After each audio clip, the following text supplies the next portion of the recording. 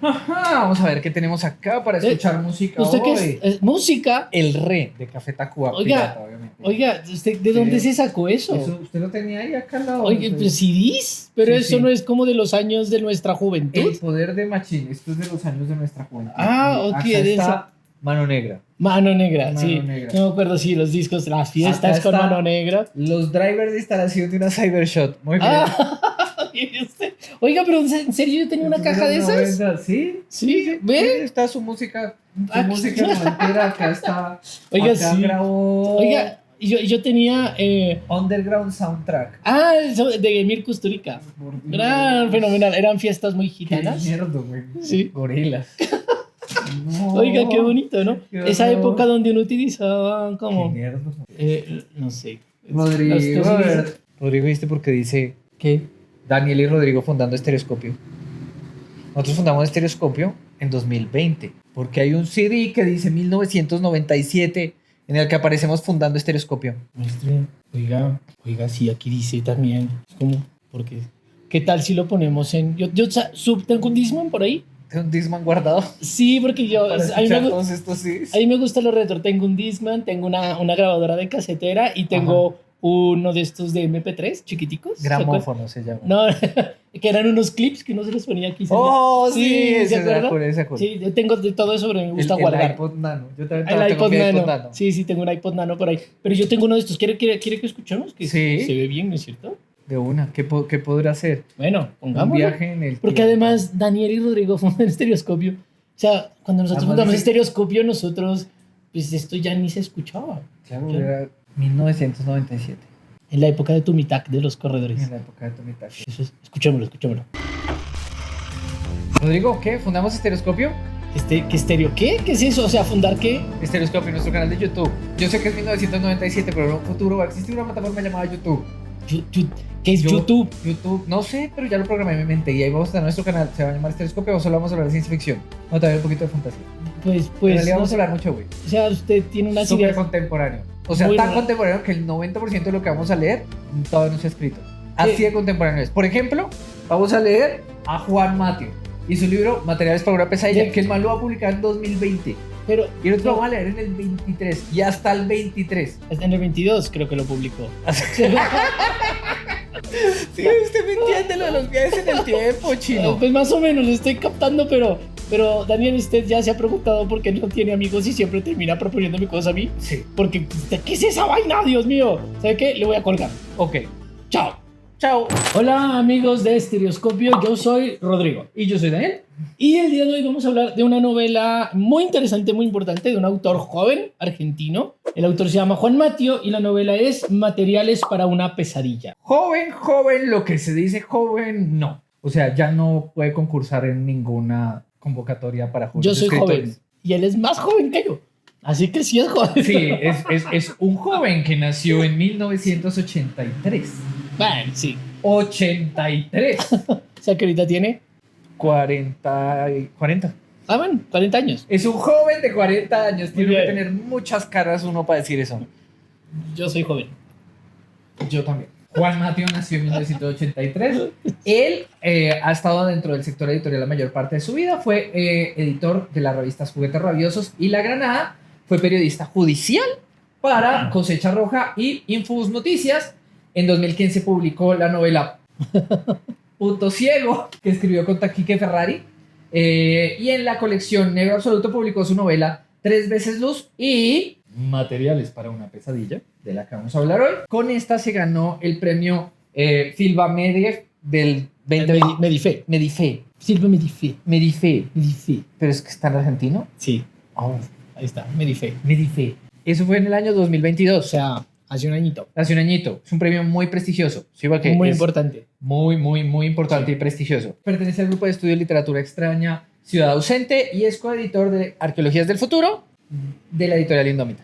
Perfecto. Es de Indómita. Es de Indómita Luz. Porque además es muy chévere porque es una de las editoriales que más me gusta. Porque la Indómita Luz viene de una canción de Charly García. La Indómita Luz se hizo carne en mí. Y lo detectó. o sea, el asunto es que tengo una estatua de Charly García en mi biblioteca. Ya. Bueno, pero Juan Mateo con esta novela es una de las novelas más interesantes. Es simplemente como plus, como que Mariana Enríquez dijo que había sido una de las novelas que más le había gustado de ese año del 2022, que hay que saber que Mariana Enríquez lee bastante y lee bastante bien. Entonces es una novela que no pasa desapercibida y que yo creo que es un punto importante para hablar sobre cómo se está desarrollando actualmente la ciencia ficción en América Latina. Okay, la dinámica del capítulo es más o menos la siguiente porque yo no he leído Materias para una pesadilla. Rodrigo lleva detrás mío una semana. Daniel, tienes que leerlo, Daniel, tienes que leerlo, Daniel, tienes que leerlo. Vamos a ver si me convence. Esa es la dinámica del capítulo de hoy. A ver si lo puedo convencer o no. Así que espero buenas preguntas y espero que las respuestas le sean bastante interesantes para que se acerque al libro. Daniel, tiene que leer este libro. Sí, o sea, ¿por qué? Pues, primero que todo, un momentito. O sea, Juan Mateo no es cualquiera parecido, no es cualquier... No. O sea, puede que en el contexto colombiano, como que tal vez muy poca gente lo haya escuchado nombrar, porque pues sí, conseguir los libros de la que es difícil. Sí. No sé en México cómo será. Tampoco. También es muy difícil. Sí, por ahora sí. Entonces, este es un video también para nuestros amigos colombianos y mexicanos, que son pues la mayor parte de nuestra audiencia, para que empiecen a meter a Juan Mateo dentro de su radar, porque sí es un escritor que vale la pena. O sea, no lo digo yo, no lo dice Rodrigo, lo dice mucha otra gente. Sí. Y no solamente eso, sino que además lo que estábamos hablando del premio Filma Medife, que es un premio que lleva unos 4 o 5 años, pero es un premio que se le da principalmente a los autores de editoriales independientes, principal, no únicamente, editoriales independientes que como que son los libros más reveladores y más importantes de la literatura argentina, y hacen como una especie de long list, después una short list y después el ganador. El hecho de ya estar en la long list de este libro, de este premio, es muy importante. Obviamente ganarlo es como muy, muy, muy importante. Y no solo eso, sino que, digamos, no hay tantos premios en Argentina. Y teniendo en cuenta que hace poquito tuve el chance de estar en la FED 2023 en Argentina, que es la Feria de Editoriales Independientes, uno se da cuenta que en Argentina hay más de 200 editoriales independientes, cada una con un montón de títulos. Entonces, que sobresalga un libro, por ejemplo, de una editorial como esta, que es la editorial Negro Absoluto, que dirige Juan Sasturain, es muy interesante que justo una editorial chiquitita que tiene como un mercado muy particular haya sacado un libro como estos y se haya podido ganar el Filma Medife. Entonces, eso es muy, muy, muy importante. Punto 1, librazo. Sí. Listo. Con premiar, la crítica, digamos. La crítica. Exacto, la crítica el tomatómetro de Rotten Tomatoes. Todo el mundo está hablando esta semana de Rotten Tomatoes. Sí. Supongo que cuando ustedes vean este video va a ser como, oh, por Dios, sí, fue hace tanto tiempo. No molesten. El tomatómetro. Está rojito, así, pulpito. Listo. Exacto. Y tiene como una base importante por el premio. Pero por otro lado, como en algunos artículos se han visto justamente a partir de la aparición de este libro, hay como una especie de renacimiento del cyberpunk en Latinoamérica. No sé si llamarlo renacimiento está tan bien, porque nunca ha muerto. Es posible que nunca haya muerto, sí. Sino que es como una especie que el cyberpunk siempre se está modificando. O sea, desde el cyberpunk de William Gibson, que es del 83, o sea, en el momento en el que nació Juan Mateo. Todo se conecta. Juan Mateo es una... No. Sí, bueno, el asunto es, desde mediados de los 80, cuando William Gibson hace su trilogía del Neuromante, cuando llega a América Latina, eso obviamente no se puede reproducir de la misma manera, sino que se va adaptando lentamente a las situaciones sociales, económicas, políticas, geográficas de nuestros países latinoamericanos. Y entonces el cyberpunk, que en algún punto, por ejemplo, Eric Mota decía cyberpunk con I, se ha ido modificando, y yo creo que así como Freezer en Goku, no, todavía no hemos visto su forma final. Todavía no hemos visto su forma final. Y esta es una de las formas de ese gran Freezer que es el cyberpunk latinoamericano. Pero no sé. Ajá. Porque yo no veo a Argentina conectando con lo tropical. No. O sea, y no veo el cyberpunk argentino en general conectando con lo tropical. ¿Por qué? De nuevo, no he leído el libro. Pero viene de otra tradición. Sí. Viene de una tradición de unas culturas migrantes a una ciudad cosmopolita. Sí. Sufren los argentinos de una ausencia chamánica en su corazón. Sí, que están tratando de recuperarlo un poco, pero bueno, eso es otra cosa. Sí, sí. Pero entonces me voy a atrever a decir que este libro no va por Baradit. No es ese tipo de cyberpunk y me conecto y el alma. Tecnochamánico, no. Es cyberpunk tradicional. O sea, hay mundos virtuales. Sí y no. Es tradicional en el punto en el que hay mundos virtuales y esos mundos virtuales, digamos que tienen cierto tipo de dinámicas con una persona que se puede conectar a ese mundo virtual o a ese espacio o ese ciberespacio, pero el ciberespacio es muy particular porque lo hace Juan Matio y no es gratuito que una de sus primeras novelas la haya escrito junto con Quique Ferrari, porque digamos que el acto que hace Juan Matio con Materiales para una pesadilla es muy similar al que hace Quique Ferrari con otro libro que se llama Territorio sin cartografiar, que es editado justamente por Indómita Luz y tiene que ver con qué es lo que ocurre con este tipo de cyberpunk, de los sistemas, de la información, etcétera, etcétera, pero con una historia más o menos reciente de Argentina que tiene que ver con las dictaduras. Es decir, siempre la dictadura había sido visto en algún punto como testimonio, como memoria, y en algunos puntos había tratado de verse, no sé, en el caso de los años 90, por ejemplo, se estaba viendo como desde otro lugar más popular, desde las creaciones populares, pensamos en Rodrigo Fresán y todo lo que pasó por ahí, pero actualmente es como, ¿qué pasa con la información? ¿Qué pasa con la historia? ¿Qué pasa con la memoria? ¿Qué pasa con todo este montón de cosas en un mundo en donde nosotros ya estamos imbuidos y que estamos metidos dentro de una serie de sistemas informáticos, cibernéticos, de Big Data, etcétera, etcétera? ¿Qué pasa con esa historia que ocurrió, que es reciente, en un momento en donde todo ese montón de cosas de la Big Data, digámoslo así, no existía? ¿Cómo podemos releer y recuperar ese tipo de memoria? Cosa que es muy importante en ciertos momentos como el actual, en donde hay unas... Pausa, espere. Ah, perdón. ¿De qué es que trata el libro? Sí. Bueno, entonces, estamos frente a un...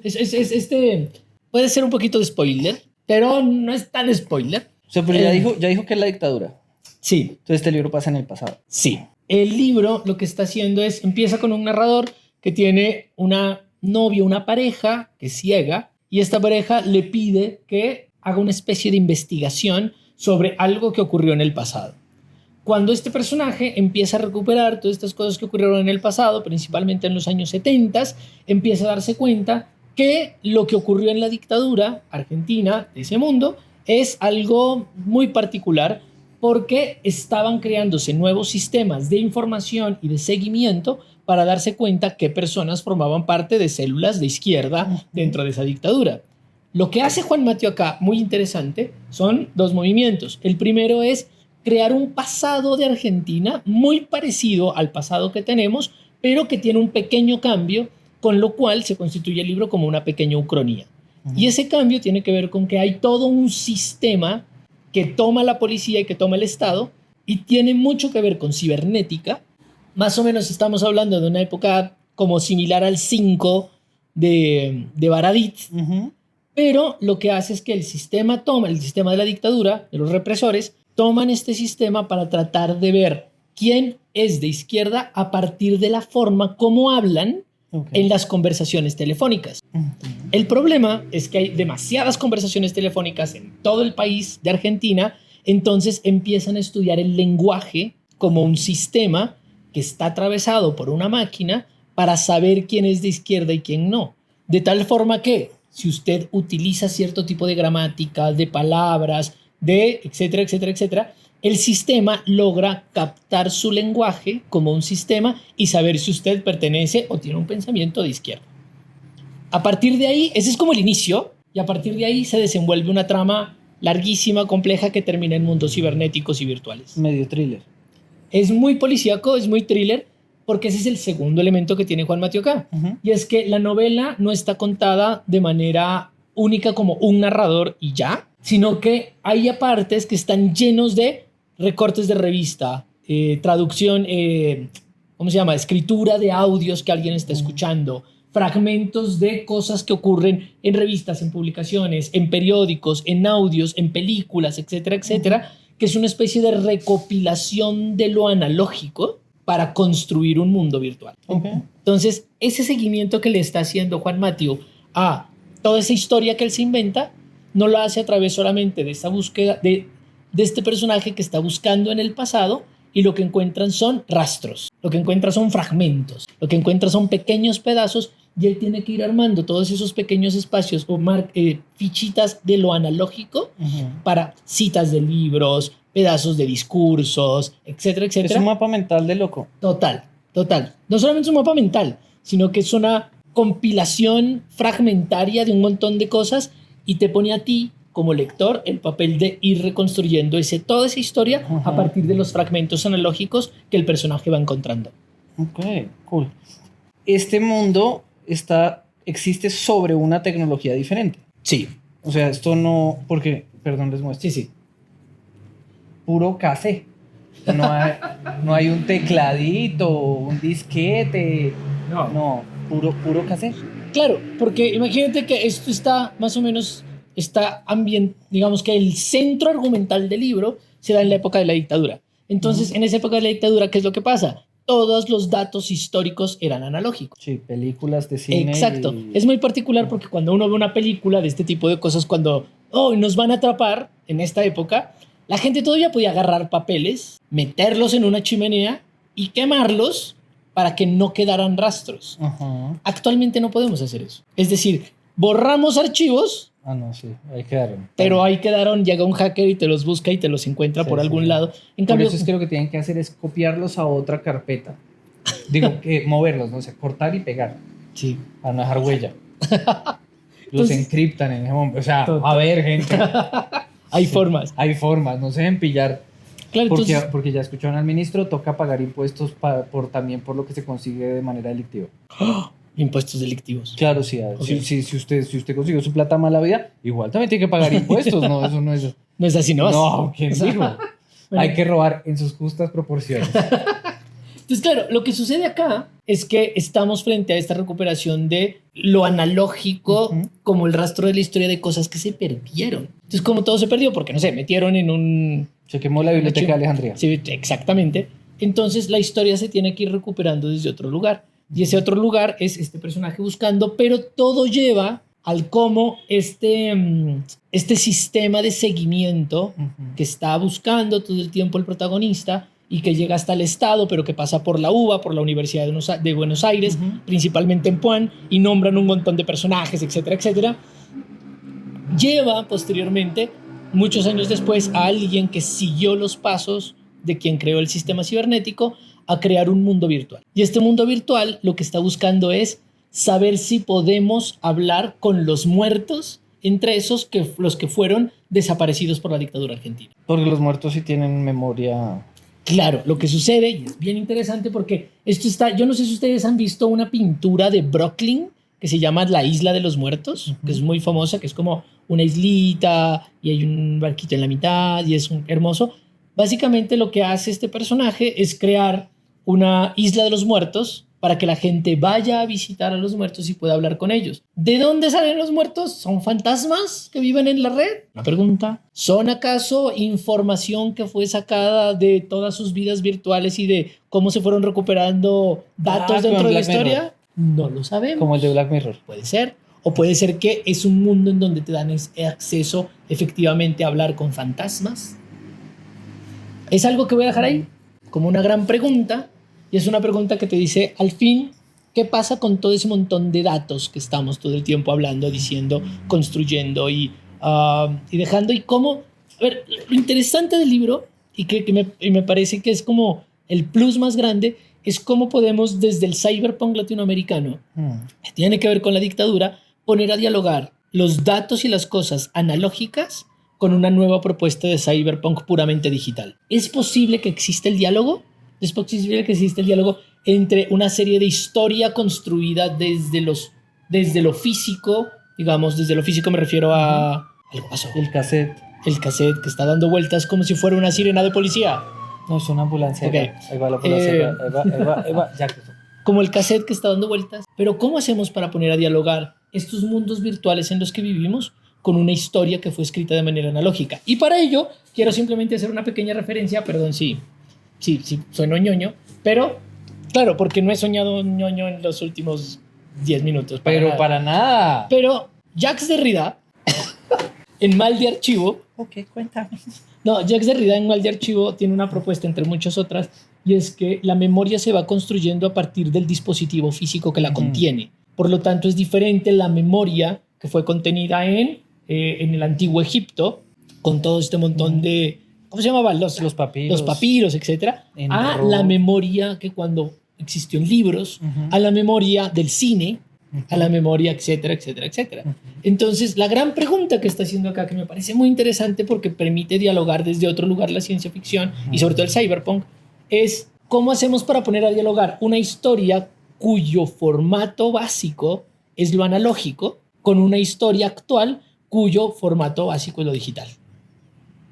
¿Se puede hacer esos diálogos? ¿Y qué pasa? Ocurre como una especie de shock, de Enfrentamiento. enfrentamiento, lanzan chispas. Sí. Porque, pero ¿qué también, hacemos con eso? También, por lo que entiendo, ya es un enfrentamiento más dialéctico. Es un Claro. enfrentamiento que produce. Que produce ese rozarse entre ellos, produce unas chispas, y lo interesante es que acá se muestran las chispas entre lo analógico y lo digital, porque efectivamente se puede producir un diálogo y efectivamente se puede pensar la historia analógica y digital desde esos dos lugares para proponer una historia.